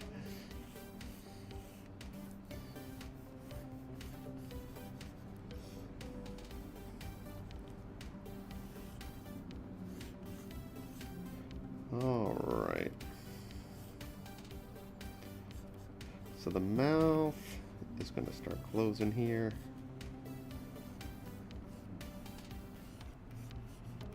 The tongue goes out.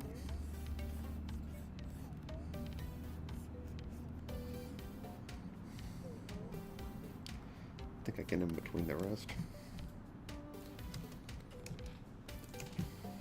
I'll probably add some bark lines to this. I'll finish Becky first before I even touch that, though. I don't want to step on the scene that way. Ooh. Matt, when we were doing the guy we used to do the film festival with, he told me, like, he's like, I could find your thesis if you guys want, and I was like, absolutely not. No. Well, I feel like we dodged a bullet a little bit, like, Well, yeah.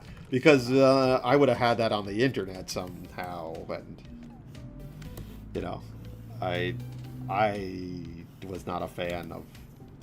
I didn't mind it, but for some reason I think it was really chopped. I was like playing full frames a second too, so it's like really bad on the internet. I just, yeah, I don't want everything out there.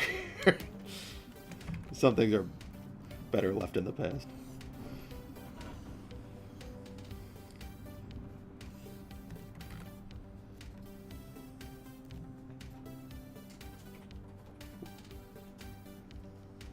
Yes, Mike G. I have animated on paper. I started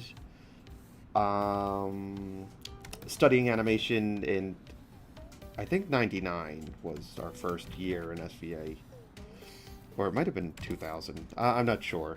Like, I graduated high school in 99, so I think I was in college. But yes, we all started on paper. There wasn't even a digital class to really jump into yet. But it was on the cusp of becoming, like, that paperless age where, like, After Effects was just becoming a thing.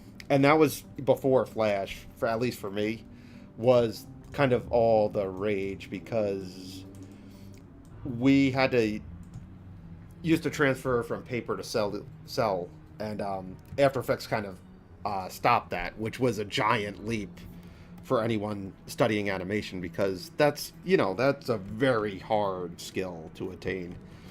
From transferring to paper to cell and then shooting it on an Oxberry and all that stuff. So After Effects came along and you could all of a sudden scan your cleaned up paper into Photoshop, color it, ink it, do all the stuff there, and then get it into a program where you can make it move.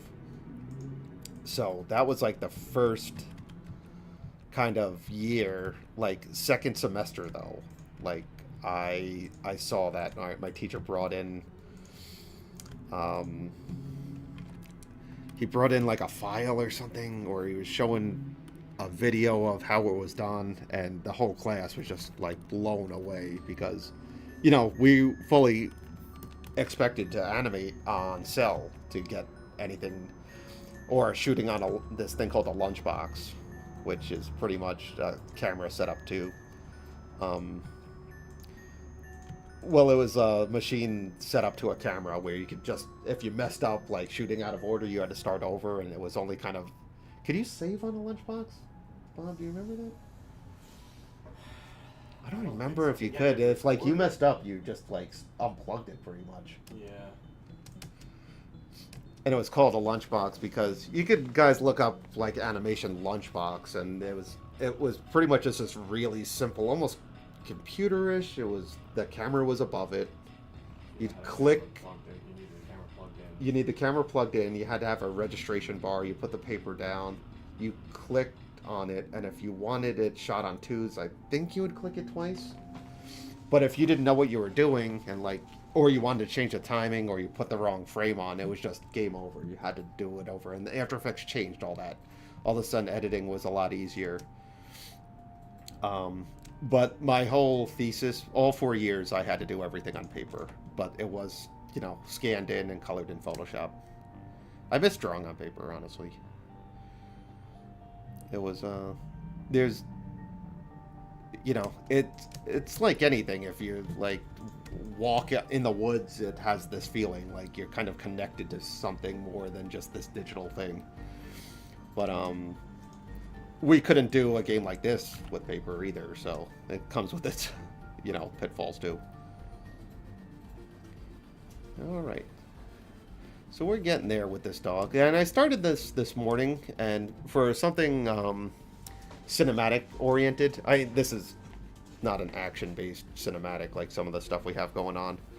But I'm pretty happy with the amount I got done so far today, and we should have this ready to be fully viewed. We'll just keep posting this on our streams, I think. I'm just going to continue on now. Okay, so I like that. I'm going to just extend it one more frame because I like to keep everything on twos. Well, I don't like to hold on threes. I just can't clean it up there.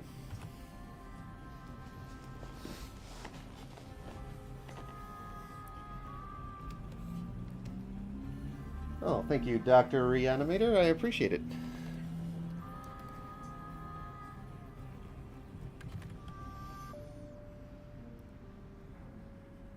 Alright, I'm going to try to... I don't recommend doing this, necessarily, but I'm going to try not to rough this one out. See if we can make it work. It's also shot on one, so if it's... unless it's completely horrendous, it usually passes for cleaned up animation. Yeah, those lunch boxes, man. I remember having such trouble with them. What did they use before that to test? Did they just throw it on the Oxbury? Just flip pages back and forth. Yeah, how did they ever lip sync back in the day? I never figured that out. I mean, it had to be charted out on the. No, they had like X sheets, but it's like, how did they know the X sheet? Do you know what I mean? It's like, you hear the audio, and then what? You know what I mean? Yeah. And it's like Milt Khan with like, he had the best lip sync stuff, I thought, like, because you always do that thing where like the jowly guy would like that, and you would animate. Like that just, it's just a different caliber of animation at that point, though, right? Like when you just had to go on nothing but instinct. All we had to do was fine. What's that? We had to do that was fine. Yeah, we had to do that ham radio style. We We had used Flash to get the. we had Flash. We had to lip sync this character in Spine, which is a program a lot of People use for video. people use for video games. You couldn't bring audio in it. I don't know if you can still. I don't know if you could bring audio. We only used it for one project, so we probably did it wrong. No, you couldn't at that time. I don't know if you. Oh, you couldn't bring it in. And we had to lip sync this like 17-second kind of monologue. And I was just sitting there, and I was telling Bob like, "Oh mouth," and he was just like frame 19, L mouth. Just felt like I swear we had to be doing something wrong. Other than the project, other than the project itself. Other than we were using a program that wasn't meant to be doing what they were trying to do. No, but we were using Flash too. It was just like this weird. There's yet to been a project we didn't find a workaround. You know, we've been a company now, the animation side of things, for 12 years now. And almost every project we used MX, even the ones that required us to use other ones, we just kind of sneakily did it in MX. Yeah, so it's been, because style doesn't mean anything. It's just how you execute the animation, So it's like you could draw anything in this program if you would like to. To super detailed to like cartoony stuff like this. So it's not that. It was always like based on what the client expected to export.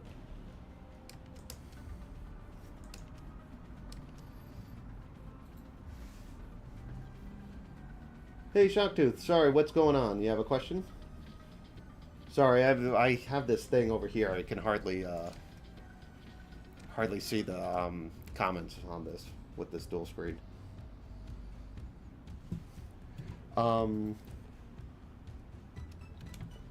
Yeah, but I remember us trying to animate that with that way, and you couldn't flip a character either.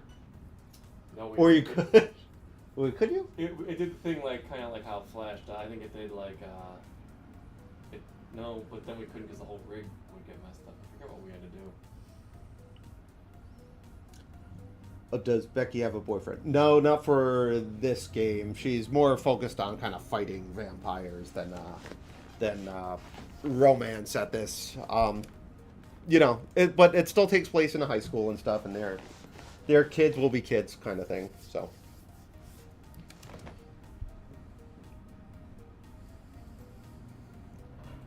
All right. Okay, so we're kind of rounding up. We have about 10 minutes left, so I'm going to have Bob send over some promotional stuff for us. Okay.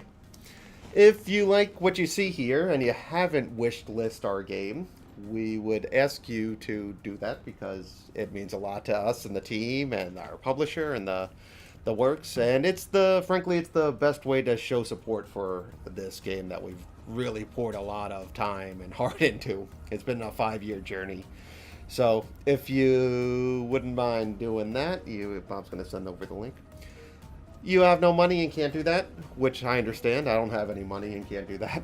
just want you like and subscribe on YouTube. You can follow us on Twitter and retweet, and just keep the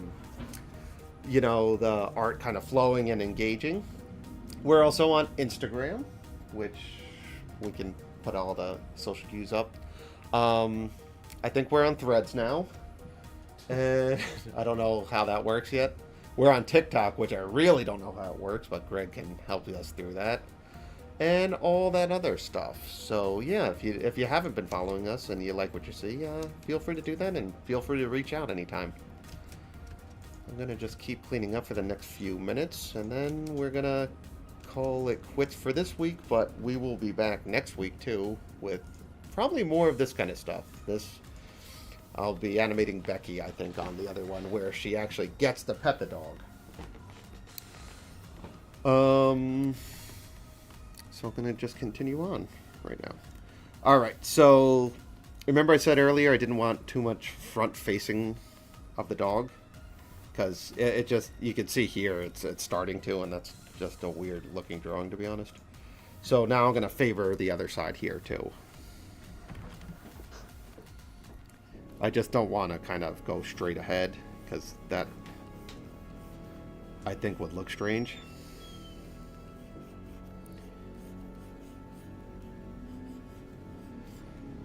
A lot of these characters, the front facing of the characters, I wasn't a giant fan of. Becky, with the exception of Becky, because we have every direction of her in other files, which I could show if anyone's interested in. But for a top-down adventure game and all the NPCs, we usually kind of keep to the 3/4 rule, keeping the like all the kind of main characters in the 3/4 position, where we got the head kind of facing that way, no matter what direction. I just kind of that animation. It's one of those kind of unspoken rules of animation. There's 3/4 just happens to look the best. There's some fun stuff with profiles that you can get with these characters, but the main goal of this, with the exception of it being fun and like an adventure, is to make it feel as if you were playing a cartoon. So we're kind of following every rule of cartoons, and that being, let's keep it 3/4. Let's keep the design kind of simple and graphic and all that kind of stuff too. So we're just trying to really make it feel like it's a slice of like that 19 or late 90s nostalgia.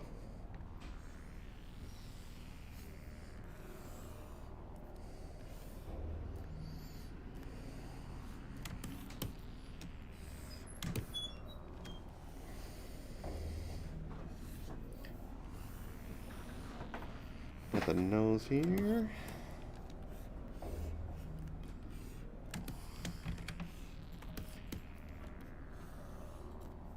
Follow through with the ear again.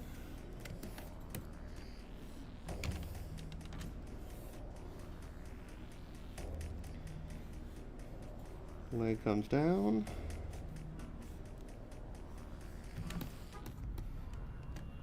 And we can clean that. Ooh, the eyebrows. I had to get those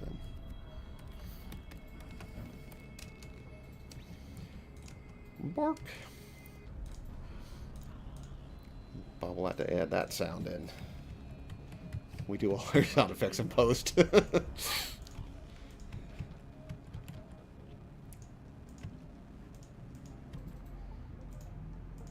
Ooh, wrong color.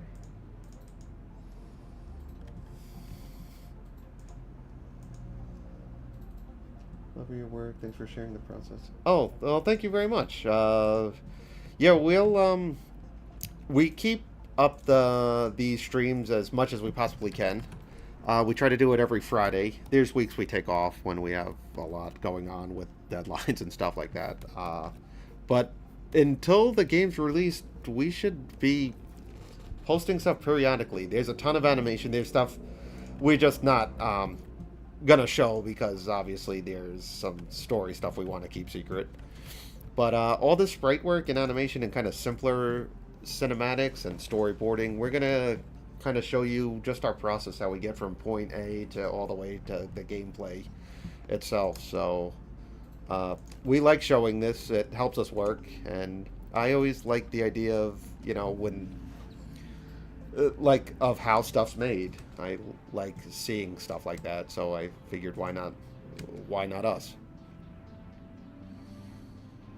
I'm just always concerned that watching me animate is boring. Is there something? Oh. Alright, so that's a good bark. I'm gonna pop this over one frame so it's a little quicker. Yeah, I like that a lot better. Okay, so this is gonna be a settle like that. But I don't think I'm gonna have the time to clean up this last drawing with the last 5 minutes. So we're gonna call it a 5-minute little break here, and we will be back next week, I think. So thank you all so much for joining. We really appreciate all the support. We're just a small team kind of coming out of nowhere, and to see that we have an audience is always so awesome, and we really appreciate all the engagement, all the share, and all the love we get. So I hope you guys have a great weekend, and we will be back next week. Take care, everyone.